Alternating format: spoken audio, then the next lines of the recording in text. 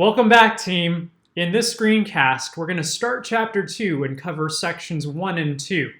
Chapter 2 is all about science, matter, energy, and systems. And I think this photograph of a lightning storm on the Gulf of Mexico is a good example of the connections between those and how they relate to environmental science.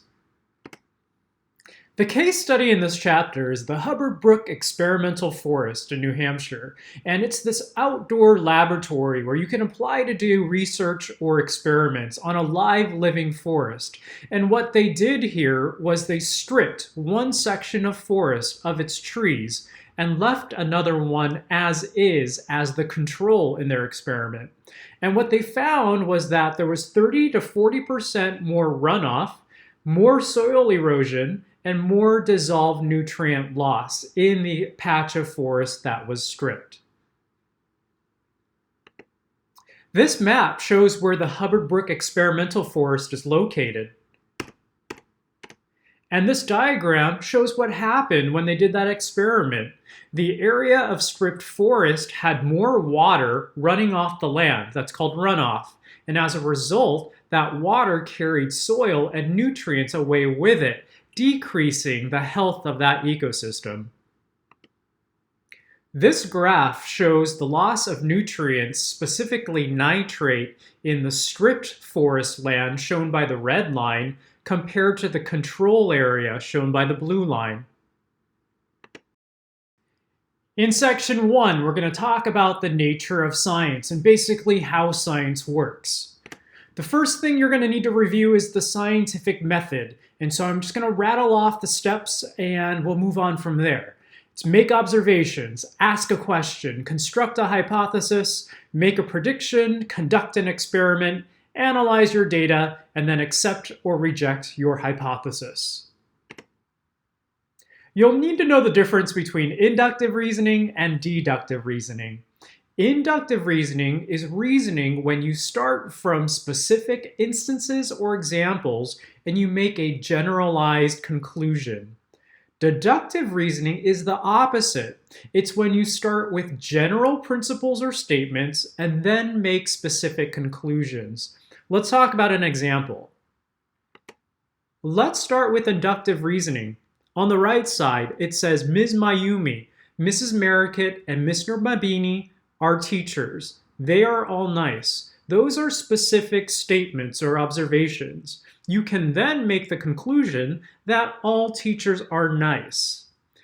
In deductive reasoning, you start off with the general statements, like all teachers are nice. Then you make specific statements or conclusions like Ms. Mayumi is nice or Mrs. Merrickett is nice, etc. There are 4 important features of the scientific process. Those are curiosity, skepticism, reproducibility, and peer review. You will need to know the difference between a hypothesis, a scientific theory, and a scientific law. You've probably learned in an earlier science class that a hypothesis is an educated guess. A scientific theory is a hypothesis at the next level. It's been well tested and it's widely accepted. It's an explanation of why something happens in nature. And it's rarely overturned unless it's discredited by new evidence or new research that contradicts that explanation. A scientific law is a little bit different. It's a well-tested and widely accepted description of what happens in nature repeatedly and in the same way. This Venn diagram shows the similarities and differences between scientific theories and scientific laws. Scientific theories explaining why things happen, and scientific laws describing what happens in nature. When we look at the science out there, it can fall into one of 3 categories. One is tentative or frontier science, and that's relatively new science that's on the edge of research.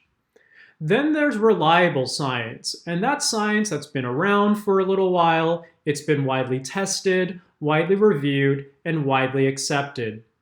The third category is unreliable or junk science, and that's science that hasn't been widely tested, widely reviewed, and may have even been discredited. Science does have its limits. First off, scientists cannot prove or disprove anything absolutely. Nothing in science is written in stone. Secondly, scientists are not free of bias. And that's why scientists have to be careful not to let their biases interfere with their research. And lastly, the natural world is very complex and involves many variables, and it's often very hard for scientists to give explanations or make predictions that people might want. The second section of the chapter is all about chemistry and gives us the chemistry foundation that we need to understand environmental science. Everything in the universe is made up of stuff, and that stuff is called matter. And matter has mass and it takes up space. The different types of matter that we have in the universe are called the elements and are represented on the periodic table of elements.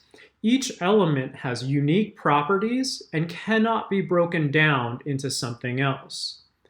Compounds are combinations of two or more different elements in some fixed proportion, like water, which is a combination of hydrogen and oxygen, or H2O.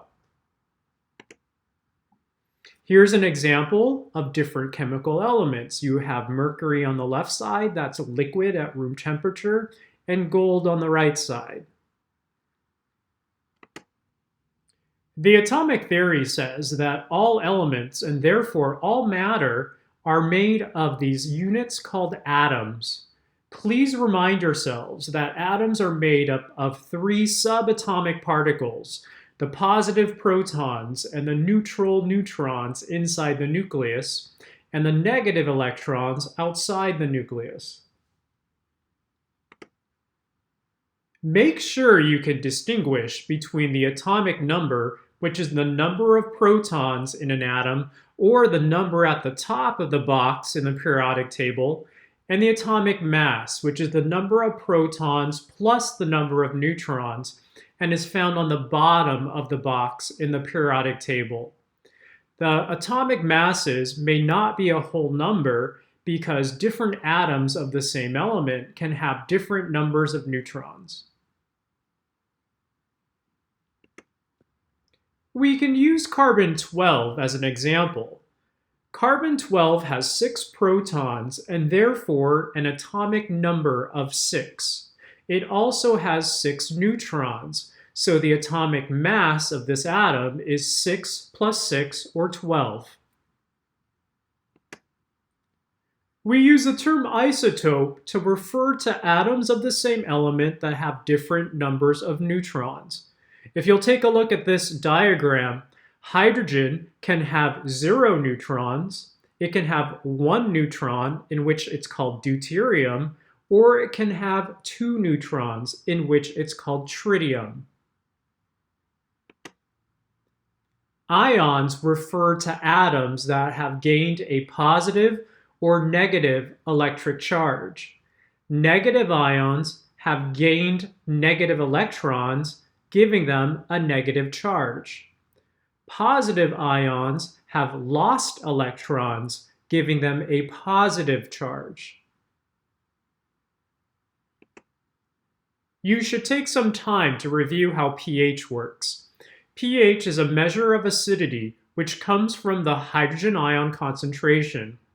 If the pH is lower than 7, we call that an acid, and acids tend to have more hydrogen ions than hydroxide ions. If it has a pH of 7, we call that neutral, and the hydrogen ion concentration is equal to the hydroxide ion concentration. If the pH is greater than 7, we call that a base, and it has a higher hydroxide ion concentration than hydrogen ion concentration. The numbers on the pH scale represent powers of 10. So a 6 and a 7 differ by a factor of 10. A 5 and a 7 differ by a factor of 100. Familiarize yourselves with what organic compounds are. And these are compounds that have at least 2 carbon atoms and 1 CH bond. There are many examples of organic compounds. One of the most notable are the macromolecules that you learn about in biology: carbohydrates, proteins, nucleic acids, and lipids. When looking at living things, we need to keep the cell theory in mind, which says that all living things are made up of one or more cells.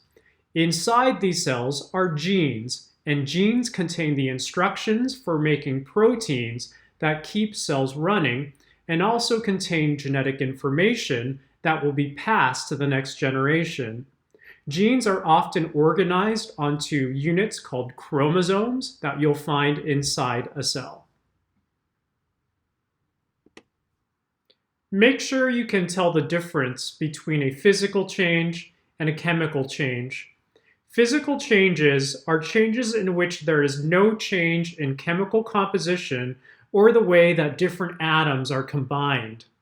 In a chemical change, atoms are rearranged and recombined in different ways.